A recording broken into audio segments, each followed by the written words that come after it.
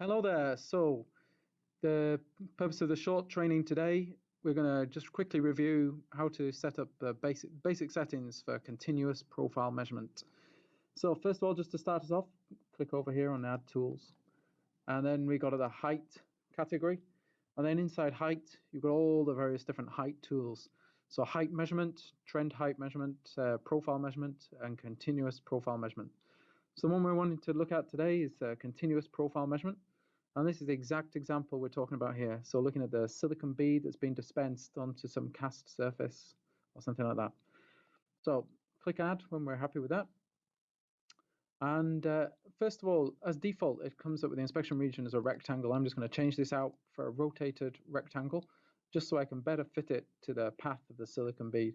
So I'm just going to resize it slightly here, just to bring it in a little bit more, and just rotate it round just so it's in perpendicular to the path of the bead, basically.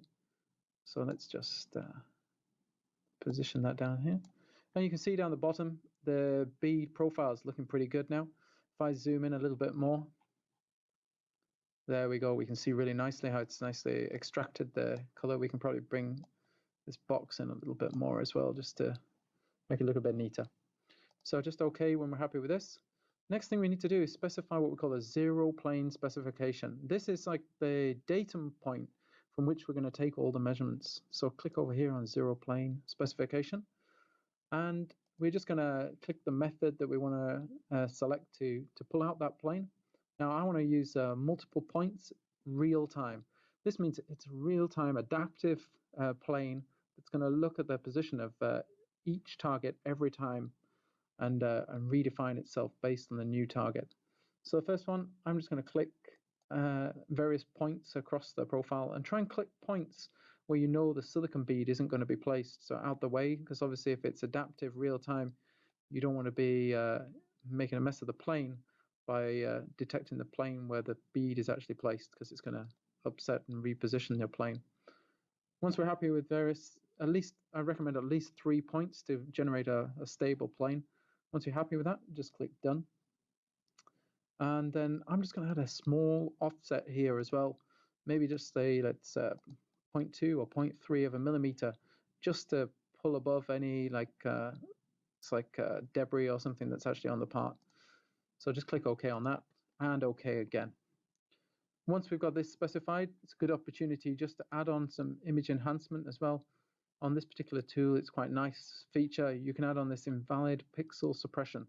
This just cuts out any pixel that's actually been missed due to like a poor reflection or something like that, and just stabilizes the result. So it's quite nice to just add that on. So I'm just going to include that in this example.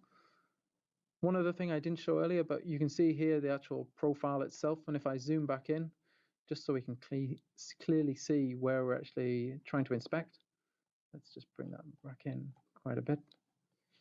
And then you can actually index through each profile segment. So starting from the top here, as we index through. So I'm just going to index through these profiles. And you can see the profile changing down here as we're actually indexing through each segment. You can just check that the profile is like in a stable state and it looks good. Once you're happy with it, anyway, you can just click OK. And you can see currently the segment that you're actually looking at that section, at that moment in time, is highlighted with the little purple shaded arrow here.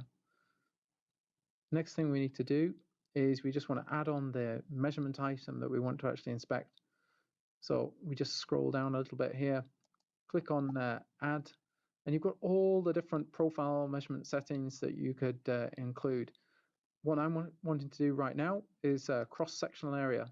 This is going to measure the cross-sectional area that's above that datum line that I've just set, so I can tell how much sealant's actually been dispensed. So I'll just click Add to that. And as soon as that's added, you can see this inspection zone appears, and we can just stretch this out a little bit. And now you can see that zero plane line here is really clear. But you can also see we're actually currently measuring below the plane as well. Now, that's not what we want to achieve. We just want to measure the target that's just above, because that's the area of interest. So this is what we call the convex area. So we just select that, and now you can see we're just measuring just the area above the line. Currently on this example, at this particular point in the profile, it's measuring 2.2 millimeters square as the overall cross-section area. Other thing that we could just add on is the judgment condition.